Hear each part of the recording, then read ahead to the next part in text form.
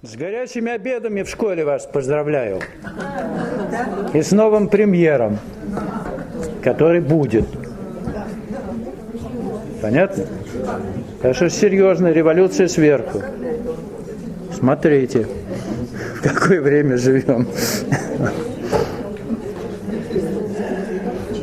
Ладно. Ну, разминаться не будем, да? Вы уже размятые сегодня.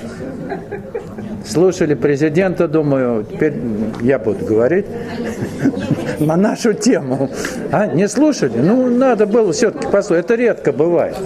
Раз в год могли бы и послушать. Ладно.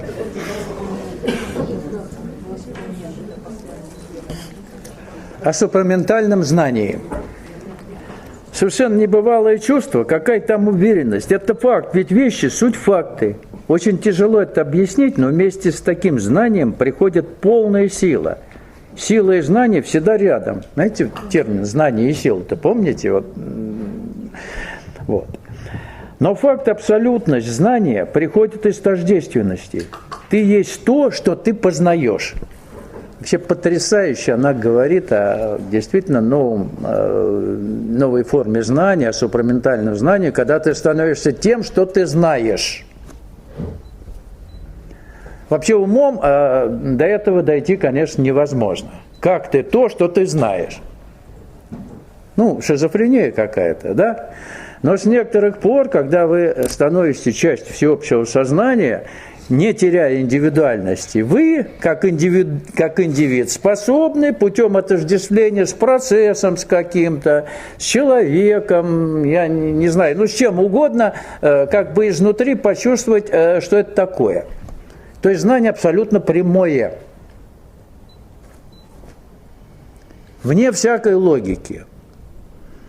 Если вас спросить, а почему так, не знаю, потому что когда почему спрашивают, значит, надо как-то объяснить, есть какая-то логика, там что-то отметается, что-то берется во внимание, понимаете, да? Это вообще совершенно феноменальная вещь, это новое знание. И тогда уже становится понятным то, о чем говорил Кришнамурти. Кришнамурти вообще никто не понимал. Он говорил из того состояния, в котором он как-то оказался, да, и глядел на мир очень просто. Для него все было понятно. И он вот эту удивительную формулу изрек. Наблюдающий есть наблюдаемое. Это как раз вот тот самый феномен, когда ты становишься тем, что ты познаешь, что ты наблюдаешь. Не знаешь это откуда-то, из каких-то источников, не пытаешься по каким-то внешним там, или каким-то тестовым исследованиям это понять, а сразу знаешь, это так, все. Хорошее знание, да? Я не говорю о специальных знаниях, которые требуются для профессии, вы понимаете, да? Или не очень? То есть домохозяйка не может, так сказать, в сфере там, физики высоких энергий делать открытия. Мы не говорим о профессиональных знаниях. Понятно, наверное.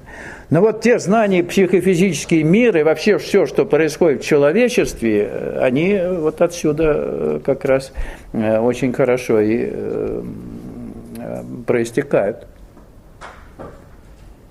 То есть понятно, что не о специальных знаниях идет речь. Профессиональных. Но в своей профессии, если вы профессионально чем-то занимаетесь, вы можете сделать массу открытий. Совершенно удивительных открытий в развитии того, что вы уже знаете. Ну, редкие гении человечества вот такими вспышками, озарениями открывают принципиально новые вещи, да? Есть такое? Но редкие, нечасто, а потом начинают обдумывать логика, математика, модели. То само по себе знание, новое знание супраментальное, оно не продукт логического мышления, это продукт вашего отождествления с предметом знания. Это знание абсолютно не требует никакого подтверждения из дополнительных источников. Не надо его подтверждать. Вам не надо его подтверждать, потому что оно для вас факт. Вот, непреложный и несет в себе силу, то есть силу реализации.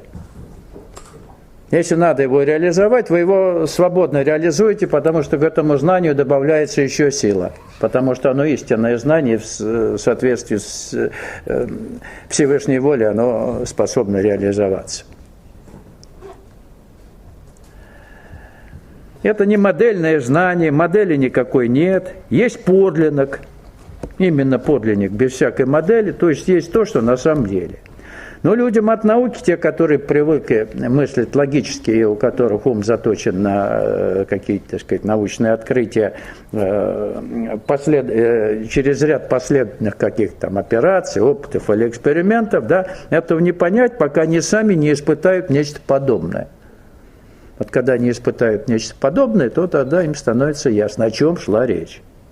И мне это очень помогло в моей профессиональной деятельности при расследовании тяжелых авиационных происшествий. В ходе анализа психофизического состояния и действий членов экипажа в экстремальных ситуациях.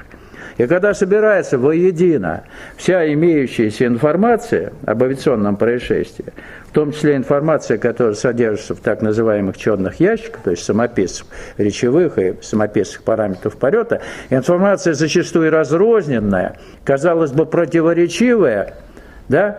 Но ты, обладая новым видением, видишь и чувствуешь то, что видит и чувствует пилот, допустим. Ты отождествляешься с пилотом и понимаешь, почему он поступил так или иначе, вопреки всем, так сказать, нормам и логике, которые со стороны, так сказать, наблюдатель пытается оценивать вот то, что он делает. То есть ты понимаешь абсолютно точно, четко, что он видел. То есть образ восприятия, реальная ситуация, его, это твой образ. Я на этом, в общем, собаку съел, натренировался вслепую буквально. И потом, в конечном счете, когда писали же заключение, выходной материал, да, по этим случаям, а случаев было, около 300 подобных ситуаций, всегда это, рождало вот именно истинное понимание того, что на самом деле происходило. И все было объяснимо. То есть объяснимо абсолютно все, потому что для стороннего наблюдателя вот поведение, алогичное поведение, допустим, пилота в экстремальной ситуации, оно не выглядело так, как это для того, кто с ним просто отождествился. Также я был способен видеть ситуацию глазами авиационного диспетчера. Причем еще глазами невежественного расследователя тоже способен. У тебя есть оппонент, он тебе оппонирует по невежеству, и ты видишь, почему он, его слабые места, а ты ему говоришь, где его, так сказать, пробел, где его просчет. То есть это значительно сокращало время анализа и написания документов, поэтому я успевал на работе, сейчас я признаюсь, писать все книги до этюдов супраментальной жизни. Все они были написаны в рабочее время. Но нареканий по поводу профессиональной деятельности, каких-то там замечаний у меня никогда не было. Все в срок, и все, в общем-то, было принято. То есть, видите, новое знание или новое сознание дает возможность действительно совершенно по-новому жить, существовать и в профессиональном плане расти, это точно совершенно. Вот. И помимо того, что вот я становился, каждым из членов экипажа, да, вот в этой ситуации, я еще и становился становился самой ситуацией. Вот сама ситуация, это то, что подлежит анализу, то, что ты есть становился. Тут шизофрения полная, конечно, но ясное понимание, откуда началось, какого фактора, и какие, так сказать, какая цепочка, так сказать, последовательно ее, эту ситуацию развивала, и с какого момента она стала необратимой, это виделось, тоже совершенно свободно. То есть необратимой ситуации с какого-то момента. Вот. Словами опять это объяснить невозможно, ситуация становится тебе настолько понятной, что остается только сесть за стол и все описать. А при описании все отдельные фрагменты и детали, которые, как информация от разных, так сказать, источников, в том числе из черных ящиков, каждый фрагмент встает на свое место. Не надо их каким-то образом притягивать за уши друг к другу. Они просто вот на своих местах. Вот. Ну и отсюда, соответственно, и вытекают действенные профилактические мероприятия. Ты видишь прекрасно, где можно было бы или надо было поставить заслон. То есть до момента, пока ситуация не становится необратимой. Можно поставить заслон. Можно рекомендовать конкретные профилактические меры. Только не списывайте все, вот, как наш один товарищ, я, может быть, рассказывал, он в конечном счете отчаялся. Ну, что, говорит, расследуем, а толку никакого. Вот. Надо, говорит, просто взять и написать: Бог дал, Бог взял.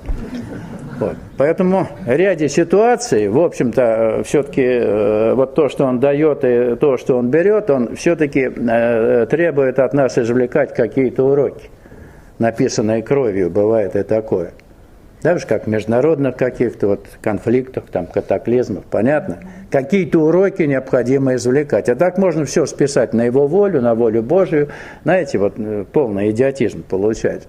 Что ты не в силах как повлиять ни на что. Кое на что ты в силах повлиять, но во всяком случае на свой статус психофизический для начала. А уж потом на каком-то ином уровне возможно влияние твое на какие-то иные процессы, куда тебя поставят. Знаете, вот, профессионально поставят. И на государственном уровне в частности.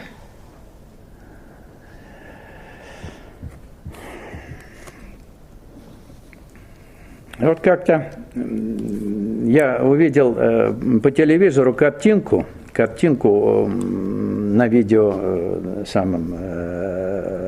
на видеорегистраторе, да, картинку падения самолета Boeing 737 в аэропорту Казани. Это было 17 ноября 2013 года. Совершенно ситуация, вот летит самолет, да, потом раз и все вместе и в одной воронке. Вот картинка, вот летит и, казалось бы, что там падать-то? Зачем? Оказалось, что он уходил на второй круг, понятно, промахнулся, в Москве была хреновая посадка, в Москве. Он решил получше посадить, грубая была посадка, он там с большой перегрузкой. Потом выяснилось, я просто говорю, как на первый взгляд, когда я увидел, я понял, что он сделал, пилот. Я позвонил на другой день на работу, еще не расшифровали, я говорю, ну что, перебрал, что ли, немножко? Да, откуда ты знаешь? Ну, это было понятно по самой картинке, и я стал в ситуации. То есть она вот в одно мгновение, она как бы во мне отпечаталась. Да, но перебрал не алкоголя. Естественно, перебрал, по уходу на второй круг, ему показалось, нажимается кнопка, автоматика, вроде как она его не уводит, он никогда не уходил на второй круг. Сейчас признали официально, но это было известно и в 2013 году, что права на самолет были куплены в Ленинградской академии гражданской авиации. То есть это человек, преступник был за штурвалом. Сейчас признали, это спустя, сколько, 6 лет, что дело закрыто, понятно, да? Так вот, ему показалось, что не уходит у него самолет на второй круг. Он пересиливает автопилот и на ручном управлении задирает машину. Сваливание элементарно, в один момент затряслось и упало. То есть было понятно, перебрал. А я стал в этой ситуации, глядя на экран телевизора. То есть так любопытно было. Вот. Это переход в эмоциональный режим, а в эмоциональный режим там нельзя никогда дозированно управляющие действия исполнять. Они всегда будут с импульсивным компонентом. Вот и все. То есть очень понятно, что такое человек в экстремальной ситуации. Мне это очень помогло в реализации или в предложенной нами концепции психической деятельности человека.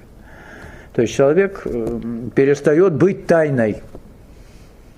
А незнание человека сегодня При всем обилии наук о человеке, незнание человека в эволюционном процессе, незнание видов психической деятельности – это самое большое незнание современности.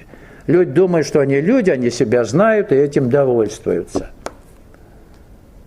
Не знаем мы себя. Поэтому в плане, так сказать, правильного духовного просвещения надо начинать со знания, с понимания, что такое человек. Что такое человек в эволюционном процессе, в процессе духовной эволюции.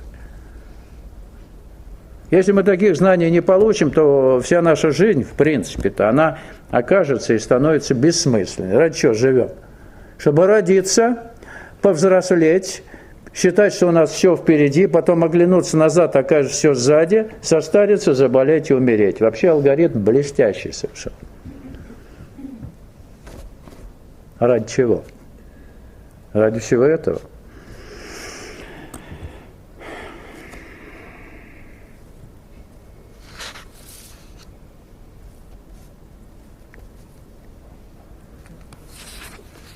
Это тело давно, год или два, не чувствует своих границ.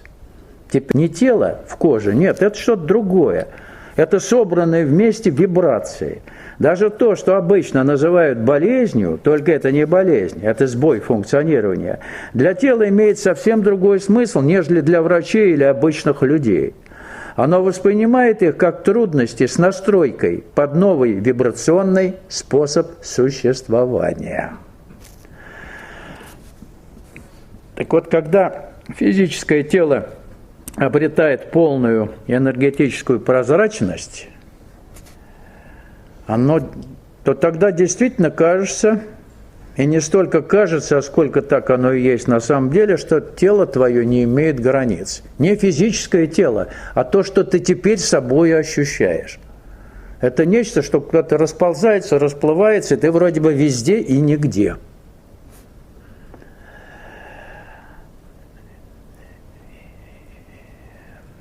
А само тело, наш мешочек, да, с костями, таковым больше не ощущается. В нем теперь просто плотно упакованы тончайшие вибрации, и вот оно есть тоже из вибраций, но из плотно упакованных. То есть уровень ощущения вибрационный – это то, что теперь тебя связывает с этим миром. То есть взаимодействие с этим миром происходит целиком на уровне вибраций, на волновом уровне.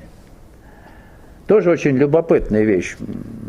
Это я говорю так просто, очень любопытная, да. На самом деле это вообще феноменальная вещь-то, если посмотреть со стороны обывателя, который вдруг решил все-таки проникнуться тем, о чем идет речь. Вдруг решил, так бывает. Не идущий по пути, допустим. Для вас это уже 50-50. Вы вроде бы и верите, вроде бы и нет. Но это другой вопрос. Тут не вопрос веры. Главный вопрос реализации того, о чем идет речь. Если вы реализуете, или по мере реализации, вы будете получать подтверждение тому, о чем говорится. О чем я говорю, о чем говорит мать, о чем комментарии наши. Понятно, наверное? То есть это подтверждается опытным путем, а не просто вопрос веры.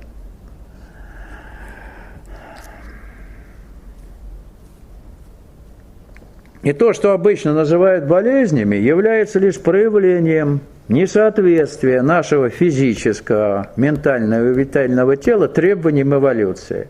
По причине закрытости, нашей закрытости, действию нисходящей эволюционной энергии, которая призвана нас трансформировать в соответствии с Всевышним или высшим замыслом. То есть обязательно, хотим мы того или нет, эта сила проникает в макушку нашей головы, импульсно, как хотите, урывками, так сказать, нестабильно, коль мы ей не открыты, и обязательно вызывает или стремится вызвать какие-то изменения. Какие она может вызвать изменения до тех пор, пока мы ей не открыты? Только деструктивные. Она должна что-то ведь поломать, да? То, что не соответствует сегодняшнему моменту или времени, мы же застойное болото, надо понять, застойный энергетический болотистый цикл у нас вот так вот по кругу. Там лягушки квакают, все уже тиной заросло. Да? То есть нет проточной энергетики. Если эта энергия проникает в наше физическое тело, она пытается вызвать какие-то разрушения, чтобы вот этот контур энергетически замкнутый как-то разомкнуть. Поэтому человек обычный, который стремится жить долго и счастливо, сегодня, в общем-то, такой возможности иметь не будет. Потому что с увеличением напряженности этой силы в каждой точке пространства, она будет всеми правдами и неправдами проникать в ваш организм и выполнять лишь разрушительную работу. Она должна разрушить, построить, зафиксировать на время, разрушить, построить, зафиксировать. То есть вот такой алгоритм должен быть. А у нас получается, мы вот упорно сопротивляясь эволюционным процессам, подвергаемся разрушениям. Вот и все. Естественно, подвергаемся, потому что другого варианта до тех пор, пока мы делом не займемся, у нас просто нет. Вот. И действительно, когда мы сознательно открываемся этой энергии, она начинает созидательную работу. Она болезненно разрушает старое, особенно если, так сказать, человек в возрасте телесном достаточно поздно начинает, духовную реализацию. В молодом возрасте там проблем меньше накоплений, которые надо разрушить.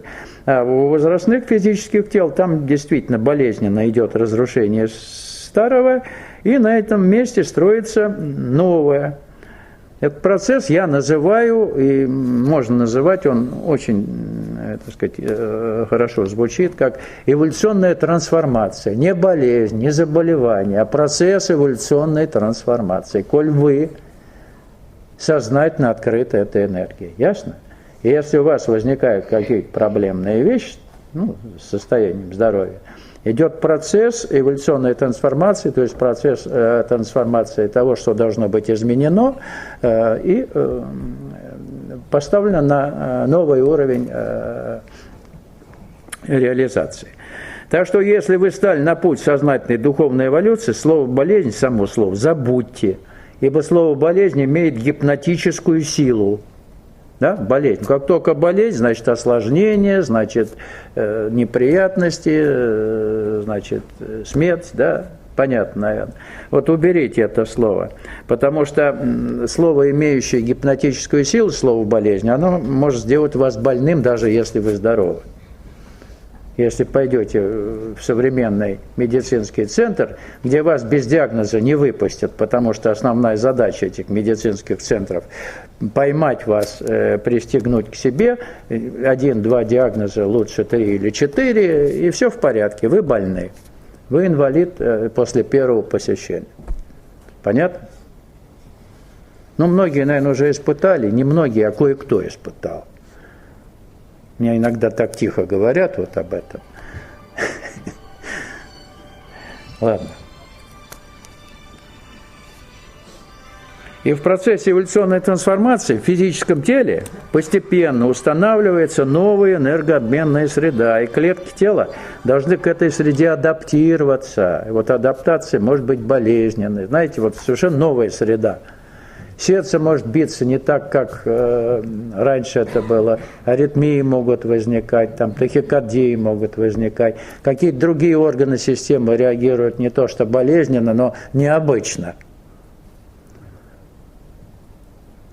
Дыхательная система, иногда, так сказать, возникают такие ощущения, вот некоторые говорят, вот ночью просыпаюсь, как будто меня кто-то душит. Потому что ночью, когда вы открыты энергетическому потоку, чтобы не закислился организм, дыхание настолько урежает, что вы можете забывать ночью дышать, а потом у вас вот просыпается, вам кажется, что у вас там какое-то удушье. Не пугайтесь, ничего страшного в этом нет. Поняли или не очень? Такие моменты тоже бывают. Не у всех, конечно, они должны быть, но бывают. Пугаться не надо. Трудности адаптации, в свою очередь, вызывают физические недомогания, разного рода временные телесные расстройства. Временные, подчеркиваю. Потом все как бы приходит в возрастную норму. Понятно? В моем сознании находится все вместе. И мир, и ашрам, И я с ними чувствую все вещи.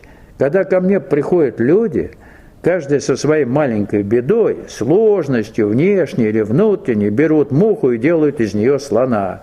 Внутреннее сознание на все отвечает одинаково, с равным сочувствием.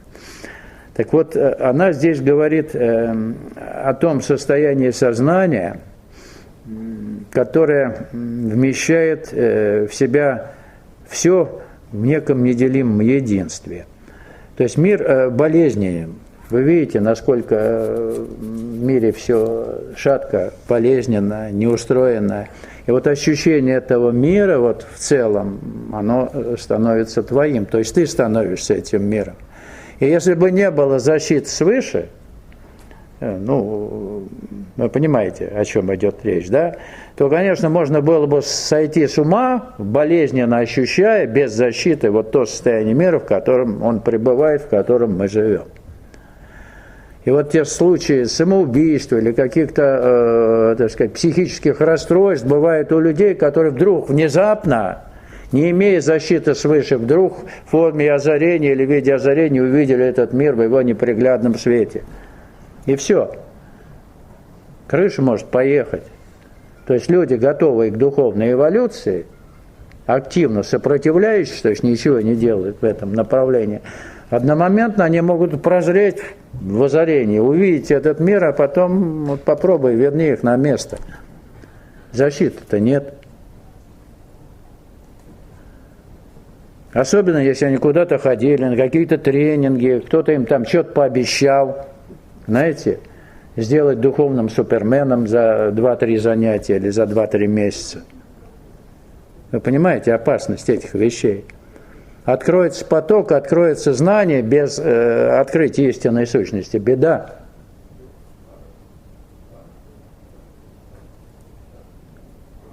Вот наш принцип, о котором мы говорим, и надо помнить всегда о нем, и я об этом постоянно повторяю, не навреди. Никаких ударных, экспериментальных методов, убойных, их нельзя использовать. Понимаете, да? Тихое, спокойное необращение внимания на мысли, эмоциональный покой. Все. Это залог совершенно безболезненного, безопасного открытия той силы, которая действительно откроет в вас вашего, так сказать, ангела-хранителя, если хотите, спасителя, то место, которое действительно будет вас защищать. А когда глядишь на этот мир, то действительно начинаешь понимать, не то что начинаешь понимать, а тебе становится доподлинно ясно, что человек сам творец своего несчастья.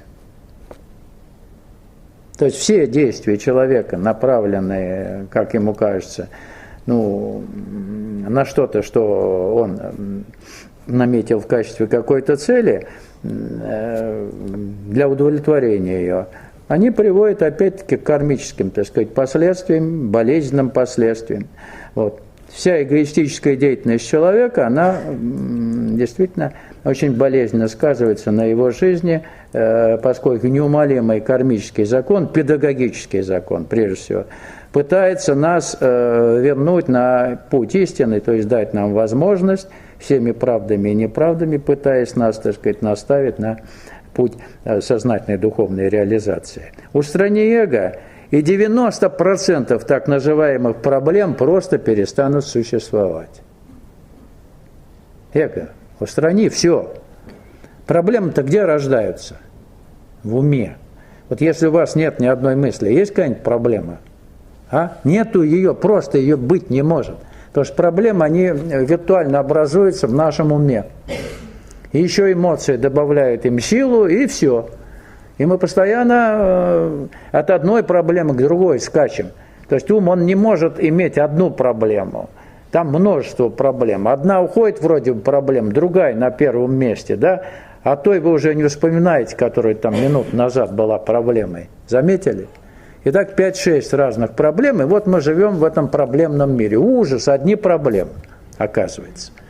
То есть человеку некогда жить обычной жизнью, живой.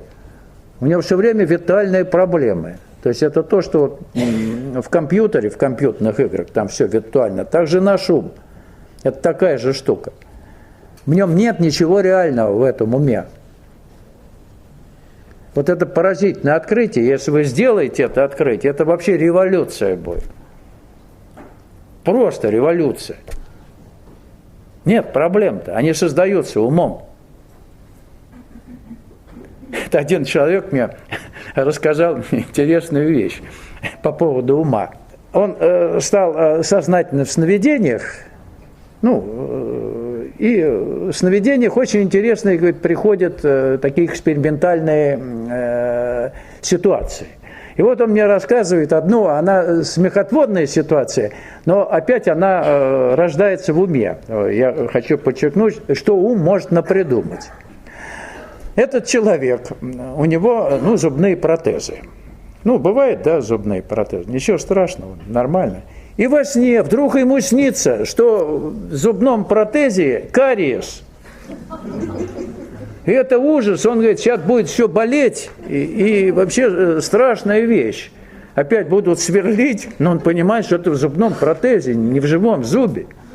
И тогда ум ему подсказывает. Это он мне рассказал, блестяще. Он подсказывает, а ты, говорит, сними зубной протез и отдай врачу-то, пусть он там кариес лечит, а у тебя будет все в порядке. Вот ситуация. Вот ум до чего способен додуматься, понимаете? Те, кто не имеет протезов, наверное, не понимают, а вот кто имеют, ты отдал, и пусть там кариес лечит.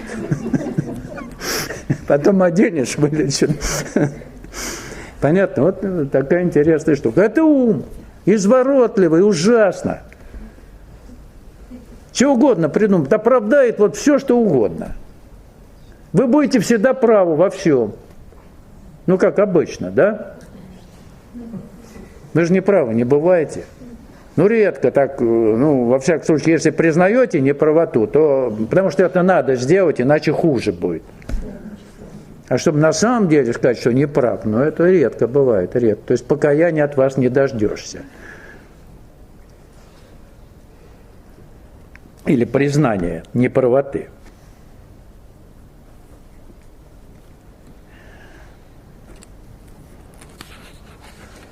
Когда я слушаю человека или читаю письмо, а мое тело осознает все затруднения, созданные самим этим человеком, появляется такое ощущение в клетках. Но зачем он относится к этому именно так? Ведь он сам все усложняет.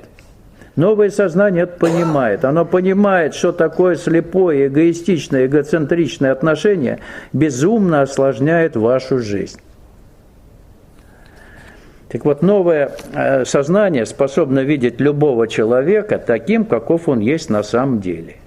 И для этого достаточно бывает взглянуть на него или даже на его фотографию, как все становится понятным.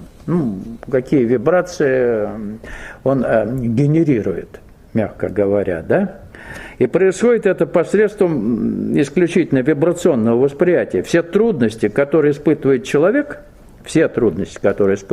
любой человек, да, имеют один источник – эгоистическое существование, то есть обособленное существование, где на первом месте «я», Его Величество «я», самый главный авторитет нашей жизни. Вы можете все авторитеты отвергнуть, Иисуса отвергнуть, ученых отвергнуть, правительство отвергнуть, не имеет ни одного авторитета, но авторитет собственного «я», собственного эго – это остается обязательно. Он последним, кстати, уходит, последним. Вот когда он уйдет, авторитет собственного «я», то есть эго перестанет существовать, тогда вы победитель. А так, пожинайте плоды авторитетного существования в своем эгоизме. Бывает.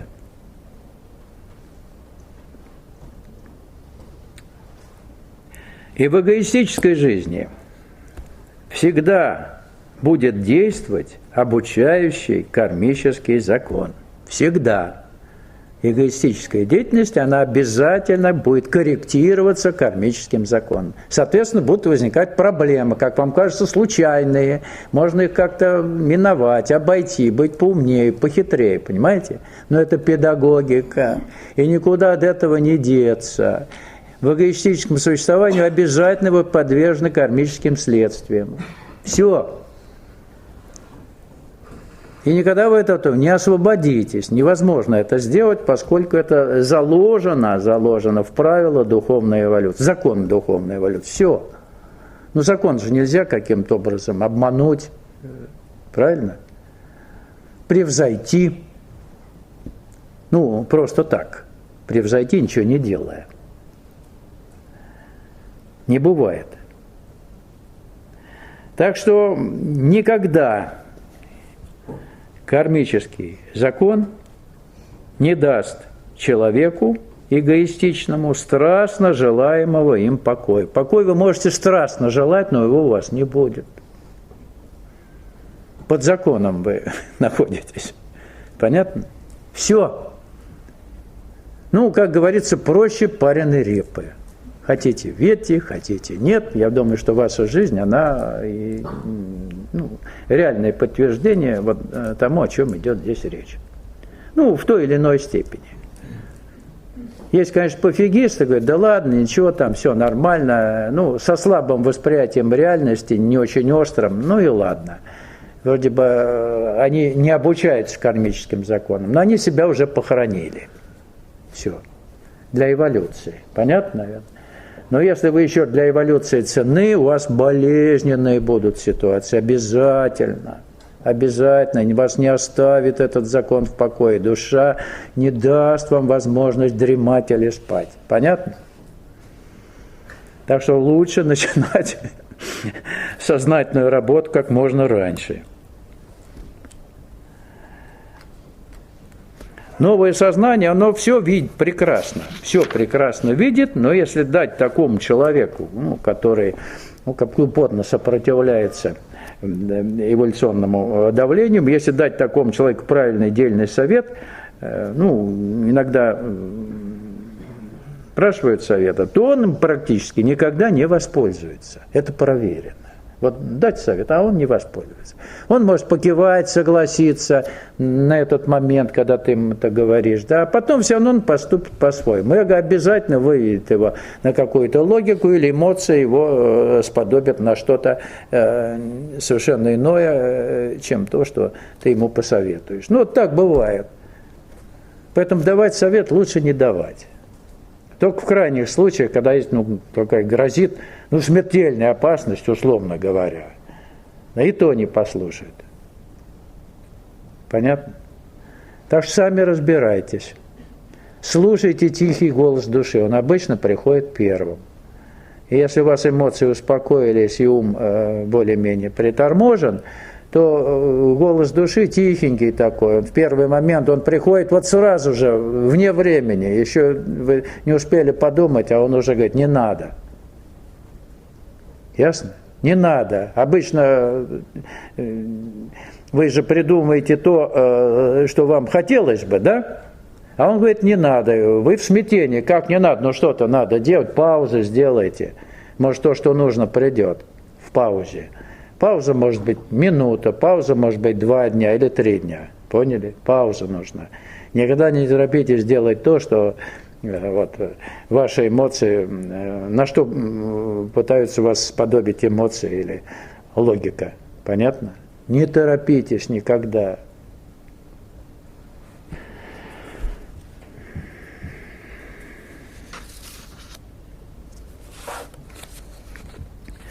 Так что людям постоянно давать советы, это неблагое дело, пусть их воспитывает жизнь, пусть их воспитывает кармический педагог.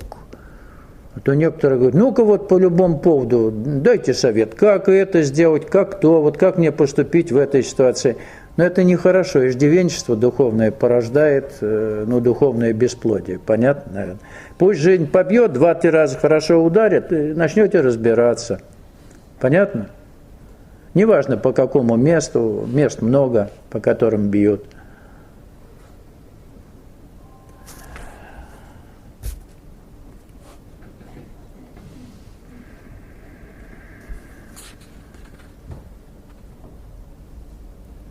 Довольно любопытно такое чувство, и ощущение, что обычное человеческое отношение к жизни множит трудности в фантастических пропорциях. при правильном, нормальном отношении жизнь становится гораздо легче. Так вот, человек, пребывающий в неведении, в поле витально-ментального сознания, создает себе в жизни уйму необязательных, подчеркиваю, необязательных трудностей и множит их действительно в фантастических пропорциях. Причем множит не только, так сказать, в уме, но и делает или совершает какие-то поступки. Ясно? Завязывая новые кармические узлы, которые придется развязывать. Ну уж ладно в уме. Так что не торопитесь делать что-то. Ясно? В уме там накрутит, может в уме и рассосется. Но когда вы еще делаете что-то, ну это все, это беда.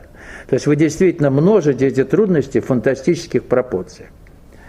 И человек, вот обычный человек, вот возьмите любого человека, если его хорошенько поспрашивать, да, он вам откроется и раскроется, то он постоянно борется с виртуальными трудностями, с трудностями, которых не существует. То есть он постоянно борется с виртуальными трудностями, которых можно было бы избежать при нормальном отношении к жизни. То есть притормозить ум-то, не создавайте трудностей. Понятно? Да и не только человек, отдельный человек. Этим занимается все человечество в целом. В фантастических пропорциях множит трудностей. Заметили? На пустом месте совершенно. Вот сегодняшние международные события, убили там лидера стражи исламской революции, самолет падает. Ну, Трамп запустил процесс-то, да? Самолет по Трампу упал, базовая причина. Причем тут иранские эти самые военные-то. Вот оно, вот чуть-чуть пустил и все, вот такой запал, и вся война, так сказать, вот так и начинается, любая война. Малые там всякие, региональные и большие. Вот они начинают с одной глупости, одного идиота. И все. Обиженного идиота чем-то. Или желающего каким-то образом показать, что он, мол, это самое, не идиот, а очень умный. На самом деле идиот стократно. Понимаете? Вот так все и происходит. В международном масштабе, в частности. Вы хоть в своей жизни-то глупости поменьше делаете. В международном масштабе это не наше дело. Там без нас разберутся. Правильно? Разберутся без нас. Ну вот.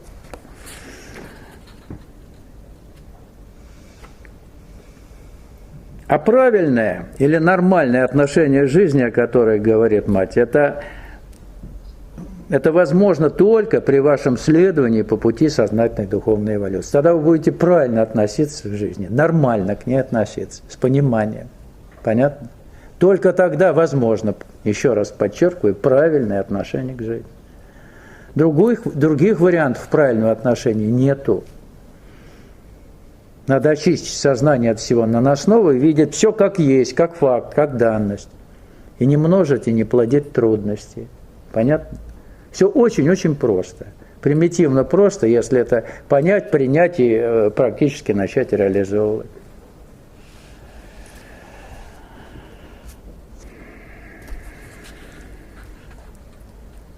Ведь тело чувствует вибрации, их концентрации и создает тело, ощущает их природу и видит, что нормальная реакция, мирная и полная веры, сильно облегчает вашу жизнь. От возбуждения, беспокойства, от страха, от недовольства, от реакции воли, которой не желает, оно буквально вскипает, заводится как машина. Если же принимать трудности с верой и простотой, они сводятся к минимуму в материальном плане, в материальных вибрациях. Вот она здесь говорит совершенно, так сказать, блестящую вещь, но настолько, так сказать, уже тривиальной, я устаю это повторять, что состояние покойной, фундаментальной ровности сознания помогает видеть любую ситуацию достаточно ясно, предвидеть ее возможный исход, что, соответственно, минимизирует количество возможных ошибок и промахов, которые допускает человек, находясь в состоянии беспокойства, страха или возбуждения. Понятно? Вот успокойтесь, и тогда ясное видение ситуации подскажет правильное поведение ваше. Понятно?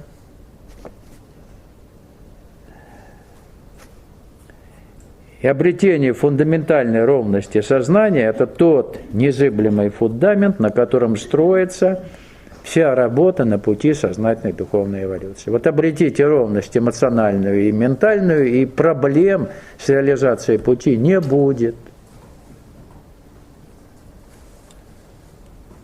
Все разжевано, все объяснено, как это сделать.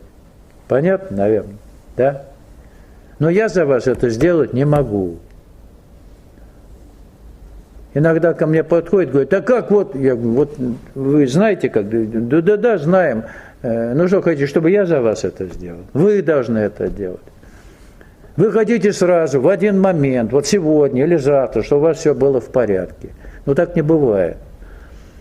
Наберитесь терпения, не торопите события, пройдите уроки, сдайте зачеты, потом экзамен будете сдавать, выпускной, да? Но пройдите все, не торопите события. Потому что это интересно. Вы ставите эксперимент над собой. Вы за него ответственные. Понимаете?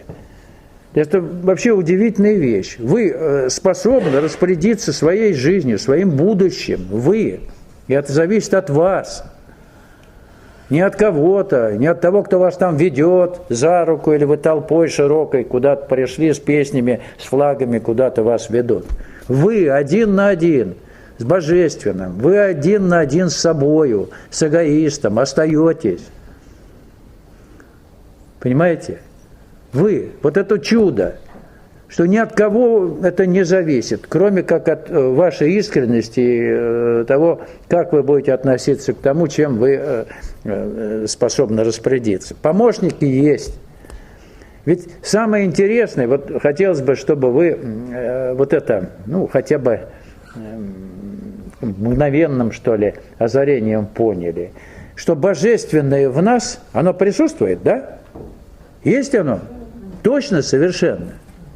И когда мы открываемся потоку божественной силы, то само божественное всеобщее помогает самому себе в нас.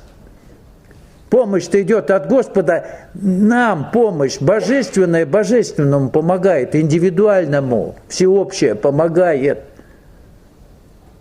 Почему поток-то идет туда, куда надо? Потому что всеобщее божественное стремится воссоединиться с этим, чтобы мы стали глазами, ушами, то есть инструментом видения божественной воли, чтобы мы действительно открыли глаза Господу, который в нас и который везде, на то, что Он натворил тут, в этой игре «Найди себя».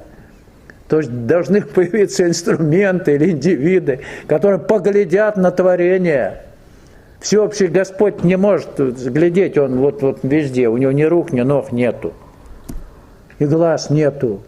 Он ищет глаза, он ищет уши, он ищет через кого поглядеть на этот мир. Вот через нас, если мы ему открываемся. Понятно или нет? И больше ничего. А мы о каких-то великих свершениях, там полеты на Марс у нас, да, поколения будущие будут жить там при коммунизме или при развитом социализме. У нас все время глобальные какие-то завиральные идеи. Вместо одной простой: вернись домой. Откуда ты ушел-то? Вернись туда. Понятно? Вот вернись. И больше ничего. То, что надо вернуться. А не глядеть далеко вперед.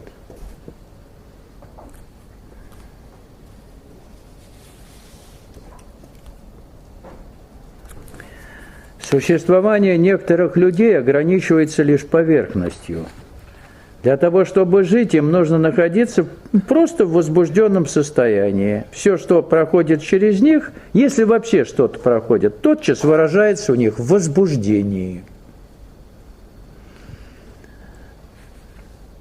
Так вот, существование даже не некоторых, а подавляющего большинства людей действительно ограничивается поверхностью и выражается в постоянном витальном возбуждении. Включите любую новостную телевизионную передачу, и вы увидите что это возбуждение присутствует повсюду, повсюду, везде, в любом сюжете.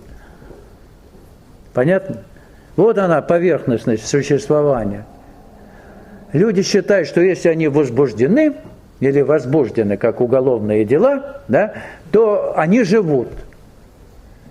Вот такая парадоксальная вещь. Возбуждение означает жизнь. Это может быть для бактерии, для спирохеты бледной, но не для человека же. Ну, вы меня поняли? Возбуждение – это жизнь. То есть некоторые, кто стал на путь сознательной эволюции, когда притихли у них эмоции, они говорят: ой, я вроде и не живу, мне все говорят, я стала бесчувственной, холодной, обычно женщины говорят. Я говорю: замечательно, значит, то пространство, которое у вас было в состоянии возбуждения, должно наполниться вибрациями духовными, такими глубинными вибрациями покоя. Понятно? Вот и все. Просто очень. Так что люди в большинстве своем, в подавляющем большинстве своем, считают, что именно в возбуждении заключается живая жизнь. Тем самым в земной атмосфере создается тревожная напряженность, она постоянно присутствует. Тревожная напряженность. Это от возбуждения. Вибрации возбуждения, они вызывают тревогу. И она усиливается, эта тревога, потому что миллиарды людей находятся в состоянии постоянного возбуждения. И глядя на все это в масштабах земного человечества, а телевидение нам представляет сегодня такую возможность, убеждает, что наша Земля превращается в огромную психиатрическую клинику. Вся Земля, все человечество. Время-то ускоряется. Ускоряется, значит, эмоциональная деятельность. Эмоциональная деятельность на ускорение, да, мы показали в своих работах по анализу поведения пилотов в экстремальных ситуациях, что ускорение времени в эмоциональном режиме приводит к трагическим ошибкам, приводит к массе проблем всяких, понимаете? И вот сегодня ускорение времени, то есть функционирование человека и человечества в эмоциональном режиме приводит к усилению напряженности. Создается масса совершенно несуществующих, нереальных, но реально влияющих на нашу жизнь проблем. То есть это виртуальное влияние того, что происходит сегодня в земном человечестве. И вот наша задача, вот выйти из этого потока. Поток вас унесет, понятно, наверное, да? Унесет вас поток. Плыть против потока некоторые пытаются, захлебнетесь, сил у вас не хватит, все равно он вас потом понесет, этот поток, или вышвырнет, так сказать, в никаком состоянии куда-нибудь. А вот выйти на берег и действительно выйти из этого потока и заниматься или заняться делом – это наша главная задача.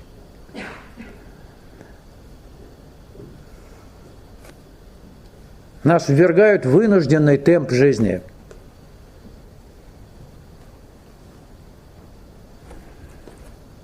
Эмоциональный темп.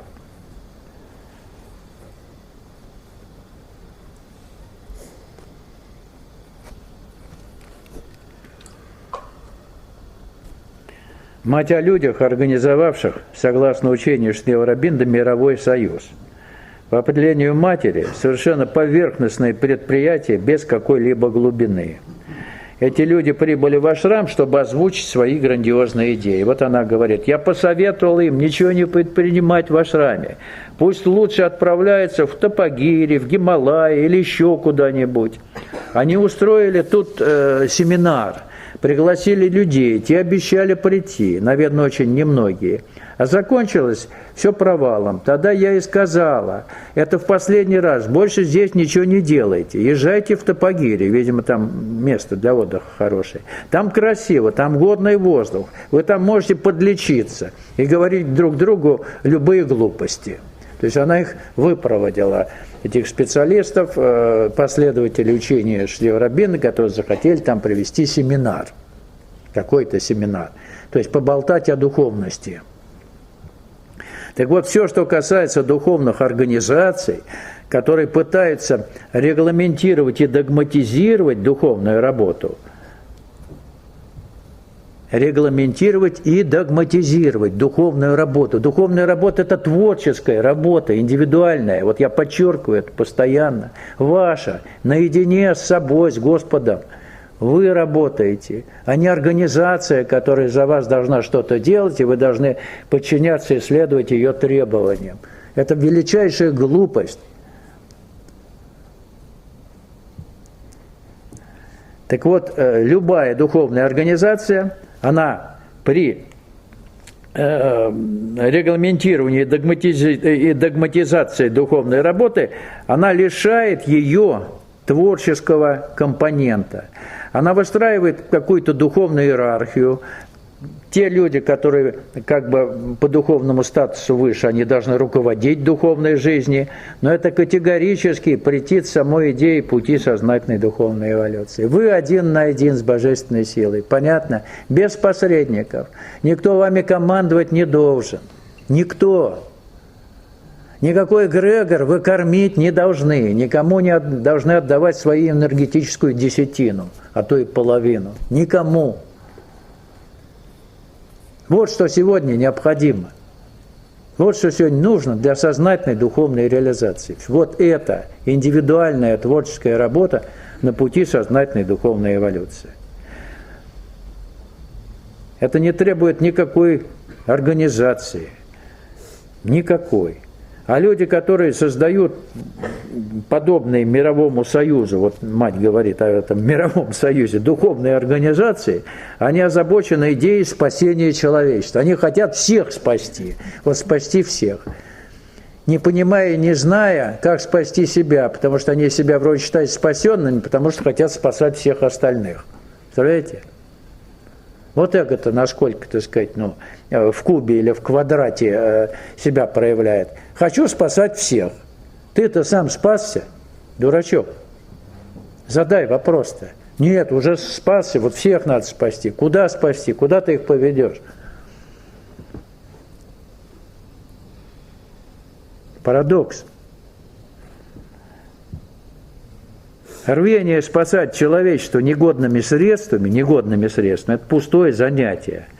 Сегодня во главу угла должна быть поставлена индивидуальная работа по спасению.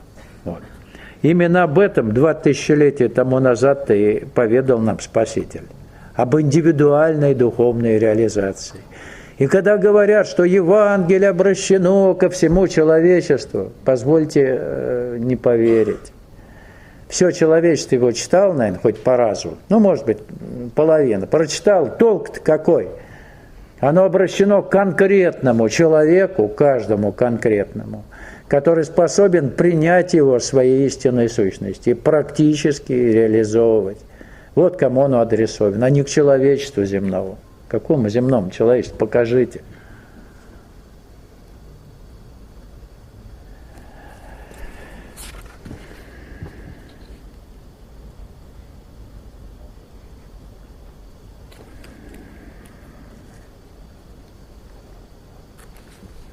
Я просто пытаюсь расставить вещи по местам. Поэтому и говорю, что здесь лучше не проводить никаких семинаров, ибо они не то чтобы вредны, но похожи на гриб, выросший на дубе. На гриб-паразит. Так вот, то, что оставил, в частности, людям Шри Ауробиндо, и то, что невежественные люди пытаются из этого сделать, естественно, спекулируя на его имени, это действительно подобно грибу-паразиту, который вырос на могучем дубе. Вот паразит. Что он может дать, этот паразит-то? Что он может добавить к этому могучему дубу? И многие сегодня спекулируют, в частности, именем Спасителя, именем Иисуса, полностью попирая его учение об обретении Царства Божьего и жизни вечной через посредство стяжания Духа. Полностью попирают его учение. А спекулируют на его имени, говорят обо всем, о чем угодно. Только не о главном. Вот и все. Вот все, что сегодня происходит. И еще в мировом союзе. Они спрашивали, в чем они ошиблись с мировым союзом. Не так явно, конечно, спрашивали, и я ответила, тоже не слишком явно, скорее в общем плане, что их ошибка в отсутствии правильного понимания. Я объяснила, что нельзя ставить все на одну доску. Я сказала, нельзя говорить, это лишь одно учение из многих, так что будем широки духом, примем все учения вместе. Принимая все учения, ты принимаешь все их глупости. Но с другой стороны, если человек так поступает, то он слишком примитивен и еще не готов к главному. Так вот, если мы действительно принимаем как руководство к действию путь сознательной духовной эволюции, а в основе его, безусловно, лежит учение Спасителя об обретении Царства Божьего и жизни вечной через посредство стяжания Духа, да? Путь, который вбирает в себя все самое действенное и значимое, что было наработано в ходе духовных исканий в земном человечестве за многие тысячелетия, то говорить о том, что все иные духовные учения в практическом плане тоже достойны внимания, это будет глупость. Понятно? Вот итог. Вот мы подытоживаем вот то, что было сделано земным человечеством в плане духовных поисков на все время, вот тысячелетия прошедшие. И все ценное в практическом плане путь сознательной духовной эволюции учитывает, он вбирает в себя это. Все ценное в практическом плане прежде всего. И каждый человек, независимо от пола, возраста, там, социального положения, вероисповедания по традиции, способен на этом пути реализовать свой духовный потенциал. А отдельные церкви, там, школы или религии говорят, вот только у нас, а у них уже все не то. То есть только у нас в рай, а они все будут гореть в аду. Понимаете? То есть те люди, которые по традиции не близки христианству, например, мусульмане, да, став на путь Бог един, можно с ним контакт установить. Ради Бога, путь сознательной духовной эволюции этим людям тоже дает возможность реализовать свой духовный потенциал. Тем более в том же Коране Иисус или Иса, почитаем, один из великих пророков. Понятно, наверное? То есть в основе-то лежит все равно евангельский путь Спасителя. Для всех он един в конечном счете, через посредство Духа, через посредство той силы. Если Бог един, значит та сила, которая от Него исходит и истекает, она способна нас вести по жизни. Вот и все. Путь сознательной духовной эволюции без открытия этой силы. Это не путь. Мы говорим, только через посредство открытия силы мы реализуем свой потенциал. Вот и все. Достаточно просто. А попытки свалить все в одну кучу, все учения, все школы, сделать из этого духовный винегрет – это полный абсурд. Если в том, что вам предлагается, нет ни слова о той силе, которая вершит эволюцию, нет рекомендаций, как ее открыть и как не мешать ей работать, речь не идет об истинном пути. О силе надо говорить, которую надо открыть и которой не надо мешать работать. Если вам об этом не говорят, то вас ведут в тартарары, куда-то не туда. Понятно? Не вы делаете, не метод делает, не учитель вас ведет или за вас что-то делает, а делает та сила, которую вы открываете через посредство метода и не мешаете ей работать. Вот и все. Если нравится играть в игрушки, играйте.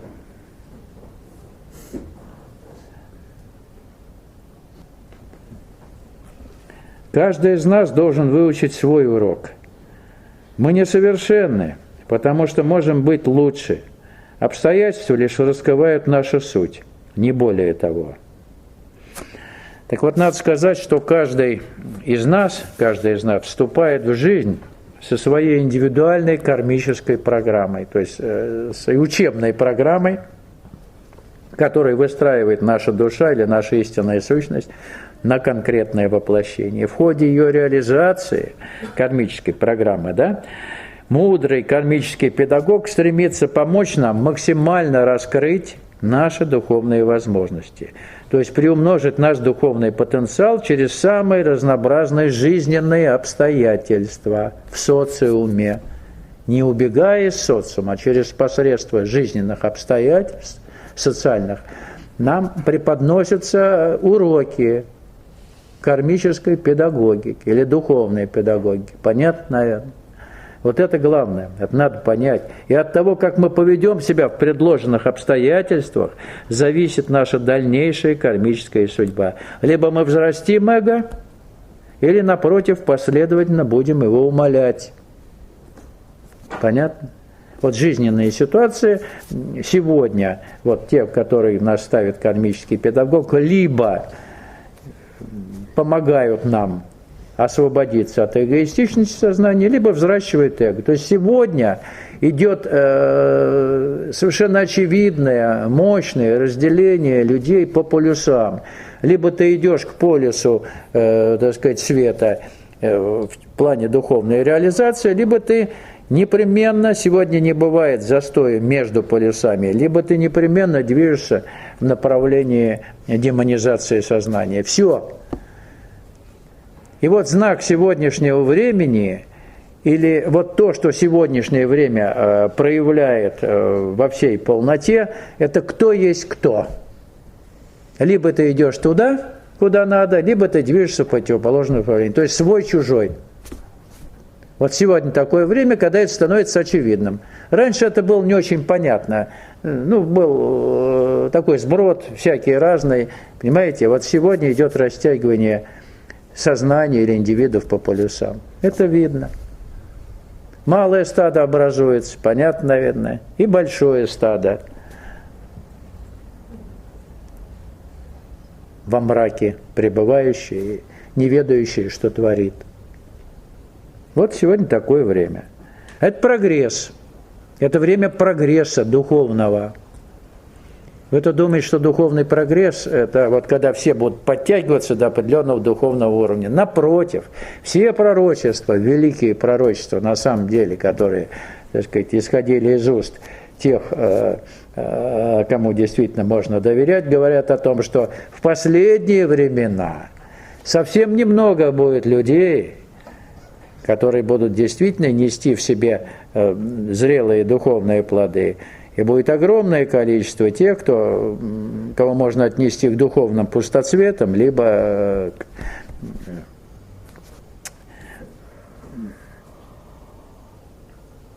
чему-то более, что ли, ну, вы меня поняли.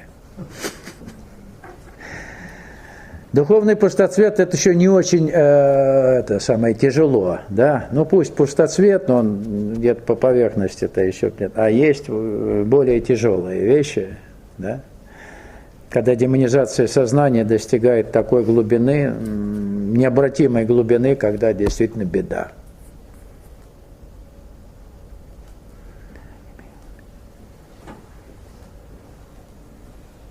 И выучившие кармические уроки, и сдавшие выпускной экзамен на эволюционную зрелость, на Землю больше не возвращается, все, хватит.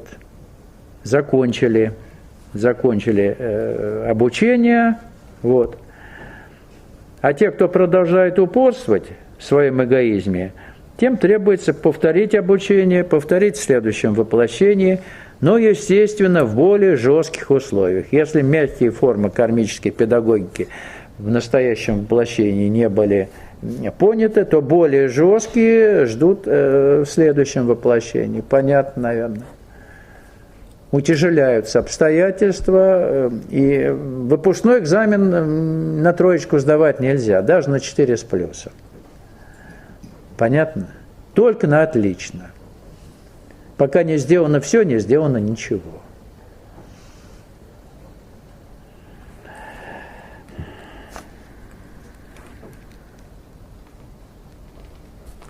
О так называемом грехопадении.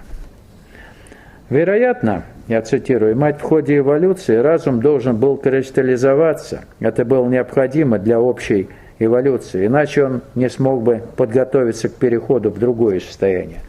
Боже, мы словно провалились в яму, в уродство, во тьму. Тут мир становится темным, страшным, тяжелым, причиняющим боль. Действительно, прямо как грехопадение. Надо сказать, что термин грехопадение – это действительно начало разумного существования человека. С появлением разума состоялся грехопадение. То есть человек в материальном мире из первобытного животного состояния, который не знает греха, перешел с появлением разума в состояние, когда он становится ответственным за свои поступки. То есть начинает работать кармический закон. У животных он не работает. Понятно? То есть человек уже с появлением разума должен понимать, что он, получая удовольствие от причинения другим боли, в общем-то, себе бы такого не желал. То есть, понимаете, да?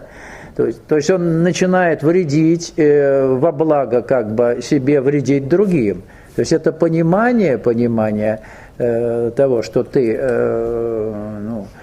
как эгоист исключительный пытаешься обособить свою жизнь и ее каким-то образом улучшить, как тебе кажется, за счет болезненности состояния других, которым ты причиняешь боль, это уже кармическая ответственность. Понятно? Вот оно, грехопадение, когда ты понимаешь или должен понимать, если пока еще не понимаешь, но обязан понять, что каждый твой поступок способен отражаться с болью или с какими-то неприятностями на других людях.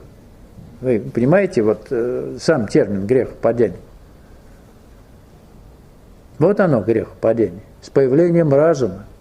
То есть ты способен или должен, или обязан, проходя кармические уроки, в общем-то, делать правильные выводы из своего теперешнего состояния.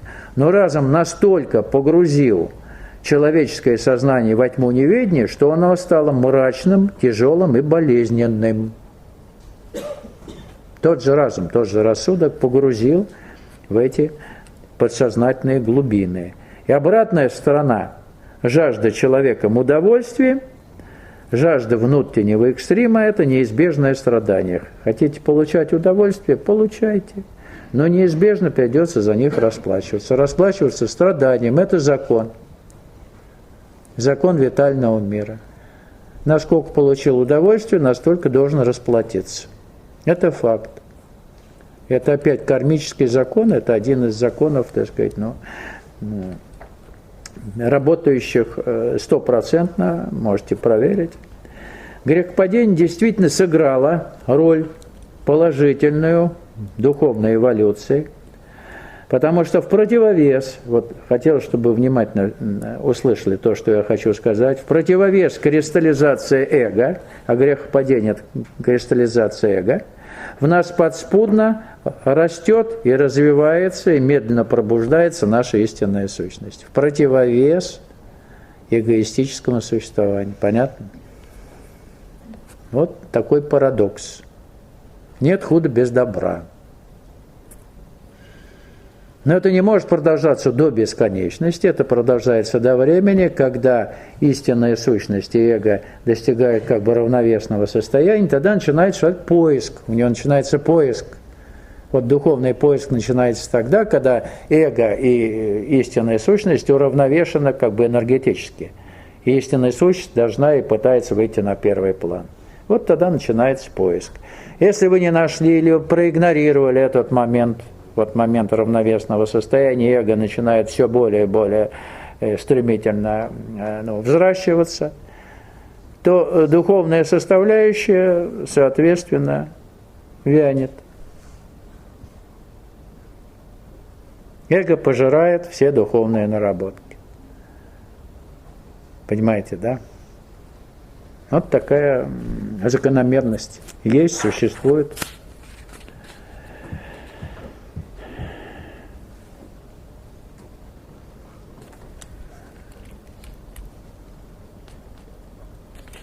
Шри Аурабинда говорил примерно то же самое, если угодно.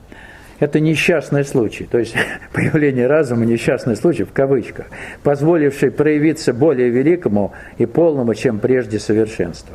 Так вот, появление разума – это и грехопадение, и необходимая ступень для проявления более высокого сознания. Ибо греховная жизнь, вот условно говоря, греховная жизнь, создает необходимые условия для его проявления, для проявления более высокого сознания.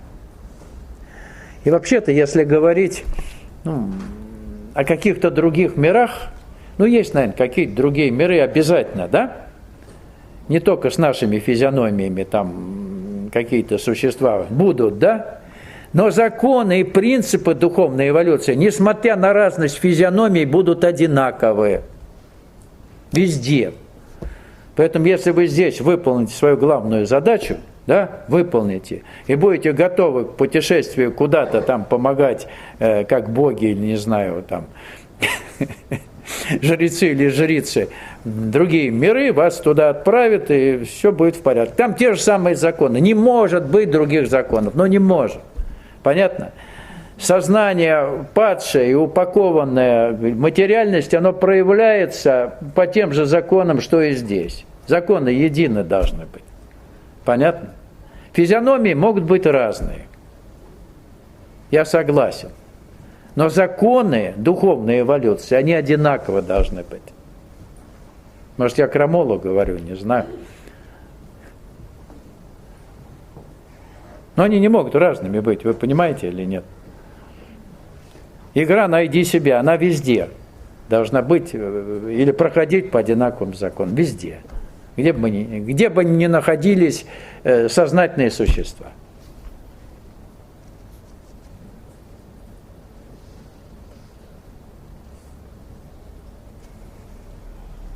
Так что появление разума – это и грехопадение, и необходимая ступень для проявления более высокого сознания. Казалось бы, почему Господу сразу, без мучений, не одарить человека новым сознанием? Вот одарить сразу, что он мучится, да? Одарил и закрыл этот вопрос. Нам всем хорошо, вот сразу все в новом сознании, да? Так кажется непросвещенному уму, который совершенно забывает, что Бог не приемлет рационализм, и мир задуманным как творческий процесс, как творческая игра его с самим собой в прятки. Ясно? Вот и все, игра. А то вам все порациональнее бы, сразу бы вы все счастливые стали, все просветлели бы, да? Игра ведь. Ведь игра же интересна. А то вам дальше сразу все, и все, скисли. Понятно? А в игре-то как интересно. И помучиться хорошо. Ведь вы когда мучились, тоже приятно ведь было, да? Иногда ковыряете эту болячку, вспоминаете, как мучились. Приятно становится. Или не очень? С некоторых пор не очень, потому что это как бы ваша чужая жизнь. Но пока вы в прежней жизни-то в неведении, как ковырять хотелось, да, поковырял, больно, как хорошо. Приятно. Чесать хочешь сказать, чешется? Бывает так.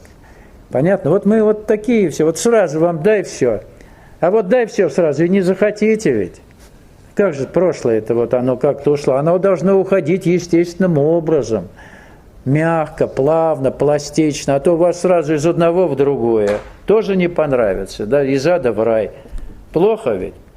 В санатории не были никогда? Вот вас вот из этой самой. Из какого-то бедлама в санатории, там вам пятки чешут, там всякие эти процедуры, да, оттуда убежишь из санатория-то, правильно или нет? Я, правда, не был, не знаю никогда, что это такое. Так я думаю. Кажется мне так. Вот. Так что таковы правила игры под названием «Найди себя», которые Господь разыгрывает в земном человечестве. И больше ничего. Мы все в игровом процессе, все абсолютно. Кто-то сознательно в этой игре участвует, те, кто становится на путь сознательной духовной эволюции, а кто-то бессознательно, но все равно в игре. В игре, которая ведется по своим правилам. Правила прописаны свыше, или законы, правильно сказать. Законы отменить нельзя. Все. Правила эти могут вам не нравиться, но они действуют. действует и все. Хотя мог-то не нравится. Бывает, что это не нравится, и все. Вот не хочу, чтобы закон всемирного тяготения действовал. Что-то падайте. Не хотеть можете, но падайте. Да? Ну и все. Также эти законы, они прописаны, как полагается. Поэтому надо их знать, подчиниться им, и согласно этим правилам, и проживать жизнь.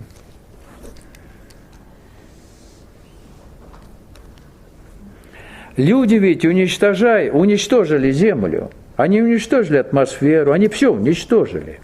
Чтобы мир стал похож на рай земной, нужно пройти такую дорогу, особенно в психологическом смысле. Люди перемешали все, всю материю. Возможно, даже наверняка все это было необходимо, чтобы размельчить, взбить материю, подготовить ее к переходу чего-то принципиально нового. Так вот, что люди методично уничтожают жизнь на планете, думаю, не надо долго доказывать. Сегодня отравлена не только земля, вода и воздух, но и вибрационная атмосфера тонкого плана бытия. Вот этот астральный план, который тесно связан с нашей витальной сущностью, он отравлен. Он отравлен излучениями деструктивными человеческих эмоций, негативных эмоций. Вы заметили? Как это все заразительно, какая атмосфера, все это сгущается. А то, что в 3 территории Франции в Тихом океане пластиковые бутылки плавают, это факт, из космоса видно и очень хорошо. Вот это острова из бутылок. Представляете, 3 территории Франции. Эта же дрянь, она не может просто исчезнуть. Ее, оказывается, начинают жрать морские существа. То есть они кушают это, потом их будут кто-то кушать тоже, да? Потом вы будете это тоже кушать. Понятно? То есть идет какой-то глобальный процесс отравления всего и вся. И действительно более всего отравлена, оказывается, вибрационная атмосфера вот этого астрального плана. То есть та атмосфера, от которой спрятаться нельзя. Фильтров не существует. Единственный фильтр – это молчание ума, да? Вот, но люди же не молчат умом, значит, фильтровать они не способны. То есть они пребывают в этой тяжкой, удушливой атмосфере. Понятно? То есть оздоровительный живительный поток через макушку головы вливающийся, он способен нейтрализовать большую часть всей этой заразы. Большую часть.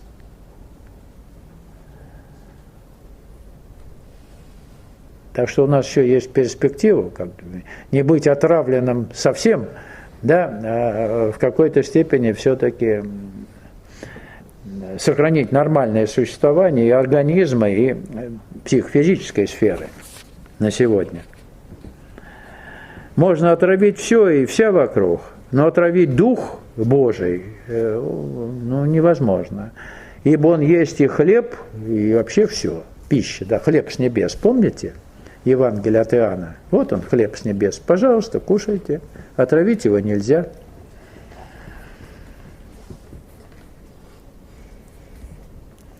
Так что я вам уже говорил, если помните, насчет счетчика на кислород могут ввести, да? На кислород счетчик ведут, сколько вы потребляете, а у следующих по пути дыхание урежается раза в 4-5. Значит, вы будете меньше платить. И еще могут поставить счетчик, еще, на выделяемый углекислый газ. То есть тоже налог будете на углекислый газ еще платить. Но оденут намордник, дышать будет тяжело, потребляемый кислород и углекислый газ выделяемый, то есть то, что вы отравляете еще атмосферу. То есть это будет тоже облагаться налогом. Понимаете? Это серьезная вещь. А если вы будете питаться чистой энергетикой и дышать много реже, то у вас будет замечательно. А пенсионеры с льготами вообще ничего платить не будут. Вот все. Так что еще добавляю на выделяемый углекислый газ. Буду ставить счетчик. Вы смеетесь-то. До этого доходит. Сейчас на трубы доставят в предприятиях промышленных, да? Потом окажется, что в основном человечество в миллиардном количестве выделяет всю эту заразу. Значит, на вас надо одевать эти счетчики. Представляете, будем ходить все одинаковые, то есть и не поймешь, кто есть кто. То есть влюбиться можно в любого. А что, нормально? Невзирая на лица, лицо будет одно. Как сейчас ходит, вот когда грипп какой-то, все в масках ходят, и не поймешь, кто есть кто. Сейчас и женщин с мужчиной не отличишь, а в масках-то вообще все будет абсолютно одинаково. Ну ладно, посмеялись, теперь о серьезном, хватит уже. Серьезным-то будем заниматься делами? Ну, готовы, я понимаю. Человек со слабо ментализированной непосредственной витальностью кажется нам наиболее естественным в своей простоте. Но такая естественность присуща скорее животным и находится в самом низу лестницы человеческой эволюции. Непосредственности без вмешательства разума человек достигает вновь, лишь поднявшись на супраментальный уровень, то есть превзойдя разум и родившись в высшей истине. Так вот, речь идет о чем? Что наивное детское простодушие свойственно людям с зачаточной душой и слабо развитым эго соответственно. Тут душа зачаточная, эго слабенькая, душа не подросла. Вот простодушие, да, это люди, по сути, ну, как бы третьей, что ли, человеческой расы, полинезийские дикари, какие-нибудь бушмены африканские, понятно, да? Они очень простые в отношениях, в любви, съесть и друг друга съедят, когда есть нечего, тоже нормально, там все по взаимному согласию делается. То есть очень простые люди. Кажется, что вот они-то вот как раз и есть идеал, который мы должны с вами достичь. Ну, некоторым кажется, которые удаляются в деревню, морковочку экологическую чистую едят, лучок, думают, что там они вот в этом в первобытном состоянии к Богу приблизятся. Ну, шибко приблизятся, и Он их одарит своим вниманием. Да? Вот. Так вот, в качестве примеров вот таких, сказать, людей со слабо развитой ментальностью и слабо развитой душой можно привести малые народности и племена, которые по сей день живут на уровне где-то первобытно-общинного строя. Причем живут в полной гармонии с окружающей природой. И некоторые духовные искатели, сегодняшние духовные искатели, предлагают вновь вернуться к природе, вернуться в девственную витальную среду. Например, известные анастасиевцы, да, вот движение Анастасии, вот вернитесь, там звенящие кедры, там туда, вот там все замечательно. То есть ринуться 7 или 8 миллиардов в Сибирь, сразу все туда, да, в звенящие кедры. Места не хватит, да. Что-то как-то не особо там подвижки-то идут, да, не так много. Но пытаются, думают, что там можно обрести спасение. Можно обрести спасение. Отчасти виссарионовцы еще, если тоже слышали, да, поселение там в Сибири, Виссарион, который явление, ну, он не Христа, не знаю, он себя Христом не объявлял, я не знаю, не могу сказать. Может, и объявлял, не знаю, подскажите. Вот. Вот там тоже у них все в порядке, все нормально, размножаются, дети там вырастают соответственные, вот, со слаборазвитой ментальностью и зачаточной душой.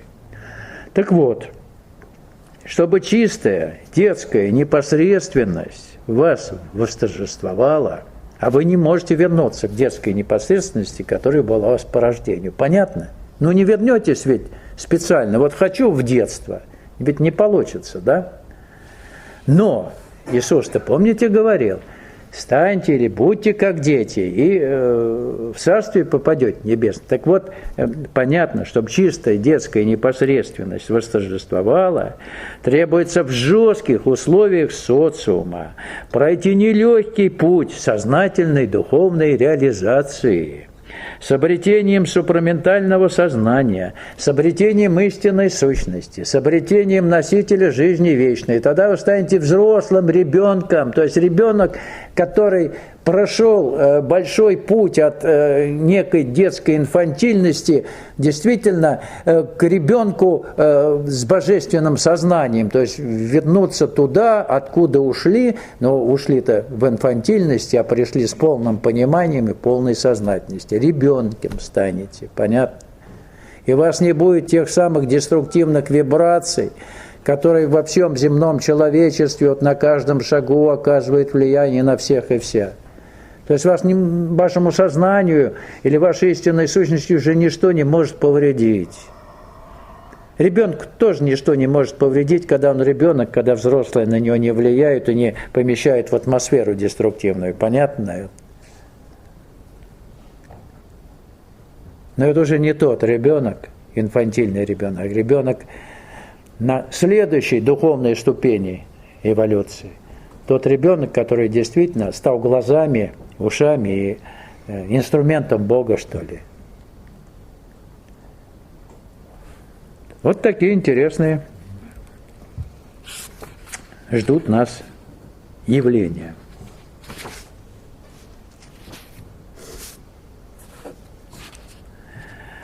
До сих пор, то есть до появления разума, все привычки человека были естественнее некуда. Просто с появлением разума эволюция стала не то чтобы ложной, но деформированной, поскольку разум по природе открыт для извращения и извращен с самого начала.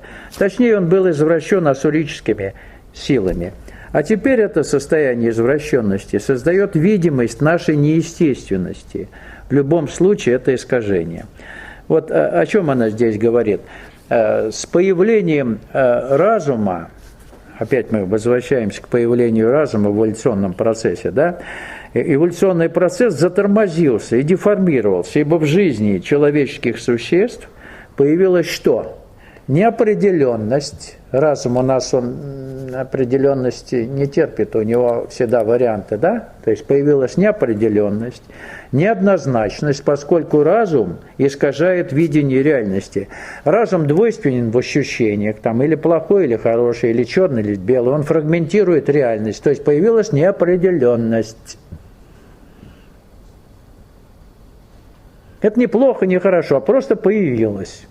Это то переходное состояние, промежуточное, между чисто животным и божественным, который надо пройти с пониманием и превзойти это состояние. Вот путь сознательной духовной эволюции позволяет это сделать. То есть есть инструмент, чтобы пройти этот переходный процесс, правильно пройти его. От чисто животного состояния в гармонии с природой, да, всеобщей, до супраментального состояния в гармонии с божественным. Понятно? Вот такая интересная вещь. Вот. А о крайней извращенности, да, и легко наш разум поддается внушениям враждебных сил. Это и делает его зачастую извращенным. О крайней извращенности человеческого сознания, говорят тот факт, что только человек, единственный представитель из всего животного царства, способен получать садистическое наслаждение от мучения себе подобных или иных живых существ. И вот когда были проведены опыты, психологические, исследования с целью, я не буду об истоках говорить, это когда говорили о нацистах, вот почему такая, нация великая германская породила вот таких извращенных садистов. Вот. Проводились опыты, поставлены очень хорошо, психологические опыты, поставлены очень хорошо, тонко, на разных категориях групп социальных, в разных странах, то есть в разных национальностей. И предварительно думали, сколько же человек имеет вот эту извращенную натуру, получать удовольствие или наслаждение от мучения других там, каким-то образом. Думали, что будет 5, 6, 7%. Оказалось более 70%. В частности, педагоги некоторые, там процент повыше. Они же педагоги. помучить там за тройку-то. Понятно? Ну, вот так, 70 с лишним процентов, там, от 60 до 70%, то есть людей получают удовольствие садистически от того, что другим нехорошо. Не то, что мочить, там, щипать. Ну, это плохо и хорошо ему. Ясно? Или не очень? Но вы же вне статистики, мы не о вас ведем речь, мы просто говорим о некоторых фактах, да? А жизнь конкретного человека, она способна быть исправлена, изменена, вы же знаете уже, как, каким образом. Понятно? Вот и все. Выход есть всегда. Вот. Начинайте с себя. Но здесь нужен не косметический ремонт, потому что здесь косметика, она совершенно неприемлема, а что-то гораздо более существенное.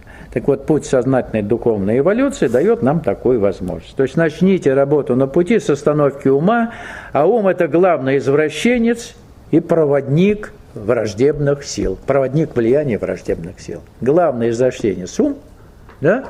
И проводник, он же, влияния деструктивных сил. Он их проводит. И реализует их замыслы.